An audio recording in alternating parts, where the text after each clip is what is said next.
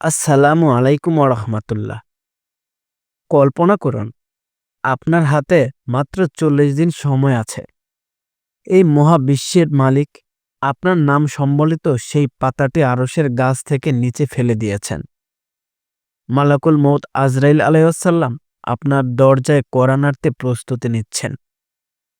অনেকেই প্রশ্ন করেন, মৃত্যুর ৪০ দিন আগে মানুষ কি আসলে কিছু বুঝতে পারে?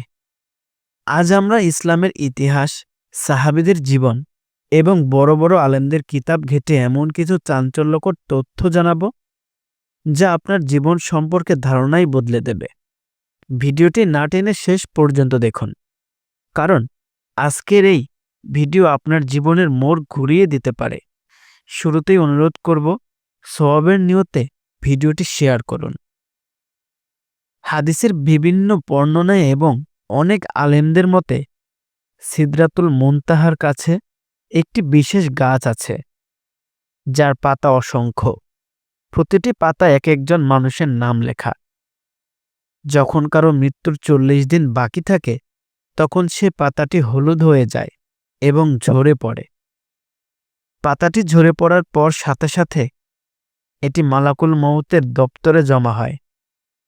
তখন ফেরেশতারা সেই ব্যক্তির নাম জেনে যান এবং তার জন্য কাফন দাফনের প্রস্তুতি নিতে থাকেন।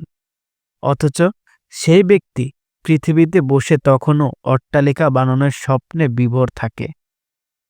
ইমাম শাফিঈ রহমতুল্লাহ আলাই বলতেন, মানুষ যখন হাসাহাসি করে তখন হয়তো আসমানে তার নাম মৃতদের তালিকায় উঠে গেছে।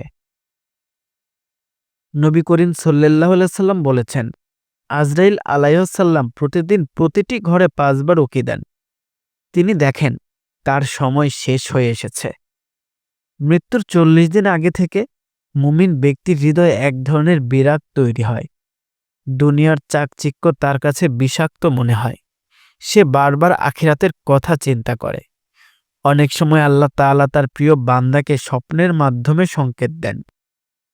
তারা হয়তো দেখেন তারা কোনো অন্ধকার সুড়ঙ্গ থেকে আলোতে বের হয়ে আসছেন, অথবা তাদের পূর্বপুরুষরা তাদের ডাকছেন।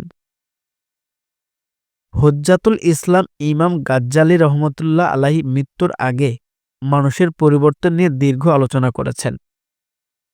শরীরের পরিবর্তন, কপালে ঘাম আসা, চোখের মনি স্থির হয়ে যাওয়া বা পায়ের মাংসপেশি শিথিল হয়ে যাওয়া, এগুলো শেষ সময়ের খুব কাছের লক্ষণ। মৃত্যুর ৪০ দিন আগে থেকে মানুষ হঠাৎ করে তার শৈশবের কথা খুব বেশি মনে করতে শুরু করে।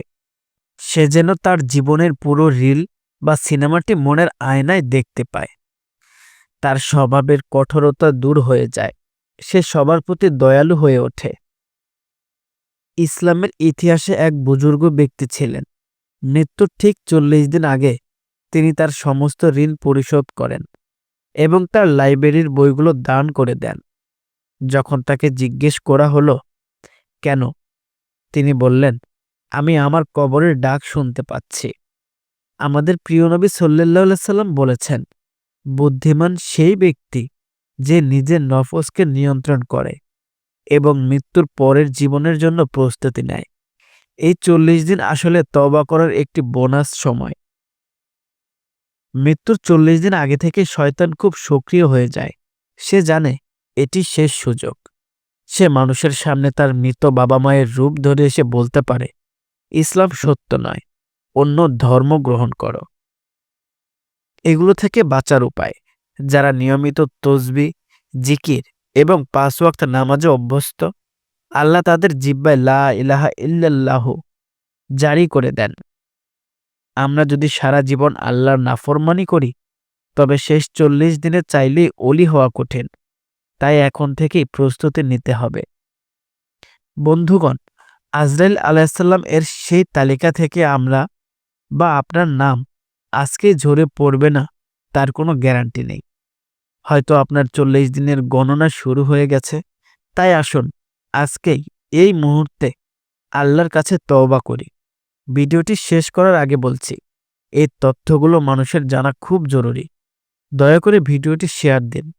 আপনার কারণে যদি একজনের ঈমান তাজা হয়, তবে রোজ কিয়ামতে আপনি এর সওয়াব পাবেন। আল্লাহ আমাদের সবাইকে ঈমানের সাথে কবরে যাওয়ার তৌফিক দান করুন।